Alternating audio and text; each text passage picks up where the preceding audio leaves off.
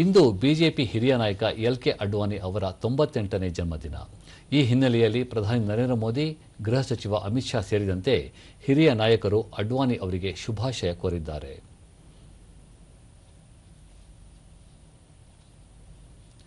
ಪ್ರಧಾನಿ ನರೇಂದ್ರ ಮೋದಿ ತಮ್ಮ ಸಾಮಾಜಿಕ ಜಾಲತಾಣದಲ್ಲಿ ಅಡ್ವಾಣಿ ಅವರ ಉತ್ತಮ ಆರೋಗ್ಯ, ದೀರ್ಘಾಯುಷ್ಯಕ್ಕಾಗಿ ಪ್ರಾರ್ಥಿಸುತ್ತೇನೆ.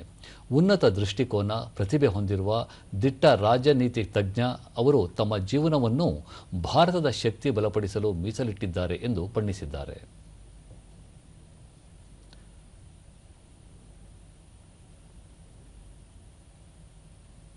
ಅಮಿತ್ ಶಾ ತಮ್ಮ ಸಾಮಾಜಿಕ ಮಾಧ್ಯಮದಲ್ಲಿ ಅಡ್ವಾಣಿ ಅವರಿಗೆ ಹುಟ್ಟುಹಬ್ಬದ ಶುಭಾಶಯ ಕೋರಿದ್ದು, ಅಡ್ವಾಣಿ ಅವರು ನಿಸ್ವಾರ್ಥ ಜೀವನವನ್ನು ರಾಷ್ಟ್ರಕ್ಕಾಗಿ ಸಮರ್ಪಿಸಿದ್ದಾರೆ. ಸಂಘಟನೆಯಿಂದ ಸರ್ಕಾರ ರಚನೆಯವರೆಗೆ ಅವಿರತವಾಗಿ ಶ್ರಮಿಸಿದ್ದಾರೆ. ರಥಯಾತ್ರೆಯ ಮೂಲಕ ದೇಶಾದ್ಯಂತ ಸಂಚರಿಸಿ ಪಕ್ಷವನ್ನು ಸಂಘಟಿಸಿದ್ದರು ಎಂದು ತಿಳಿಸಿದ್ದಾರೆ. ರಾಜನಾಥ್ ಸಿಂಗ್ ಎಲ್.ಕೆ. ಅಡ್ವಾಣಿ ಅವರಿಗೆ ಹುಟ್ಟುಹಬ್ಬದ ಶುಭಾಶಯಗಳನ್ನು ತಿಳಿಸಿದ್ದು, ಅವರ ಜೀವನ, ದೃಢ ನಿಶ್ಚಯ, ದೂರದೃಷ್ಟಿ ರಾಷ್ಟ್ರ ನಿರ್ಮಾಣಕ್ಕೆ ಪ್ರೇರಕ ಶಕ್ತಿಯಾಗಿದೆ ಎಂದು ತಿಳಿಸಿದ್ದಾರೆ.